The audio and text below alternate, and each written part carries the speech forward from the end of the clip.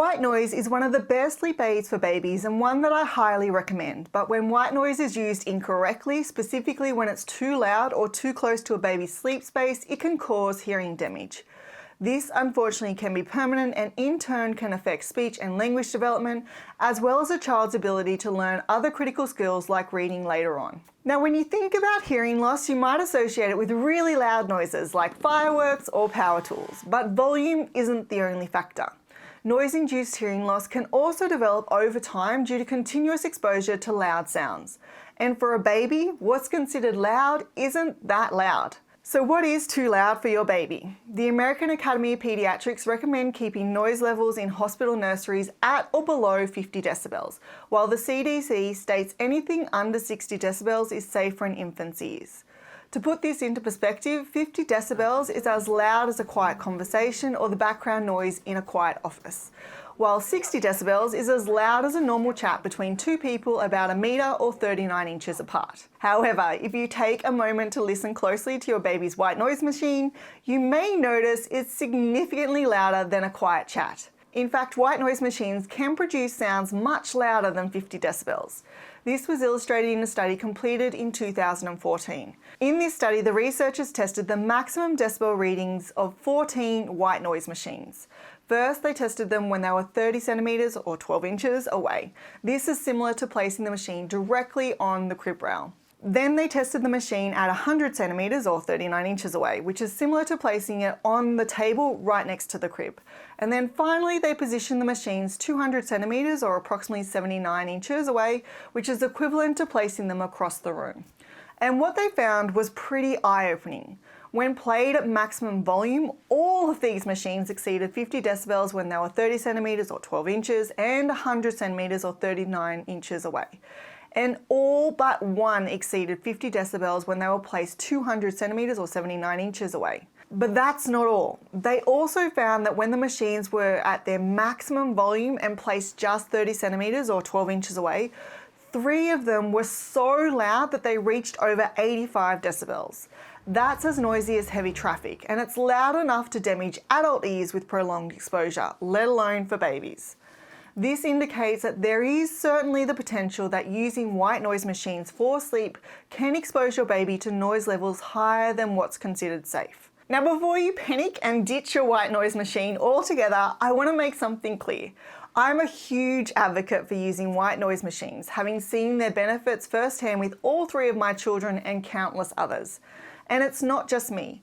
Numerous studies have shown that white noise helps people of all ages, including babies, kids and adults, fall asleep faster. For example, in one randomised controlled trial, which is considered the gold standard in research, the researchers looked at 40 newborn babies aged between 2 and 7 days. They split the babies into 2 groups. One group listened to white noise and the other group didn't. And the results were pretty clear. In the white noise group, 80% of the babies fell asleep within 5 minutes. In the group without white noise, only 25% fell asleep that fast, indicating that white noise can make a difference in how quickly babies fall asleep. Moreover, white noise has been linked to a reduction in nighttime wakings, allowing for longer periods of uninterrupted sleep. And there's also no evidence to suggest that white noise is harmful to your baby if it's played at a safe volume. So here are a few steps that you can take to make sure that your baby's white noise machine stays within a safe range. Actually, before we get into the first step, another free resource you might find helpful when it comes to sleep is my New Parents Guides to Naps. It shows you how much sleep your little one will need, how many naps they may be taking, and how long they may stay awake between naps based on their age. I'll pop a link to that in the description in case you want it. Now, when it comes to making sure the white noise machine is safe, the first thing you want to do is place the machine as far from your baby's sleeping area as you can. Ideally, you want to put it in a spot where it's between your baby and where the noise is coming from. For example, I place my toddler's white noise machine near the bedroom door to mask the sounds of my other children playing. Next, you want to measure the actual volume of the white noise. A simple way to do this is by using a sound meter app on your phone. I recommend one called the Neosh Sound Level Meter. These are supposed to be quite accurate, but I would err on the side of caution and always make sure that you are a little below the recommended level, just to be sure. So to check, turn on the white noise machine, place your phone in your baby's crib or sleep space, and then check the reading. If it's higher than 50 to 60 decibels, lower the volume until it falls within this safe range. Lastly, remember to switch off the white noise machine once your baby is awake. There is no benefit to having it on all the time, and avoiding unnecessary noise exposure is always a good idea. And if you're really hesitant about having the white noise machine in your baby's room, one alternative is to place it just outside the bedroom door.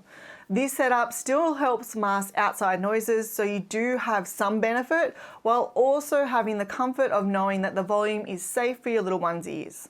When it comes to baby sleep, white noise is one way to help your little one fall asleep easier and stay asleep for longer. But as you probably already know, if you have a little one at home, it's not quite that simple.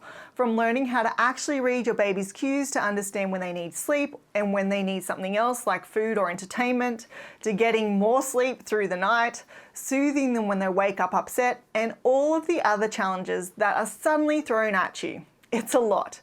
Which is why for the past year I've been putting together a course specifically to help with every aspect of baby sleep from that newborn stage all the way up to 6 months of age.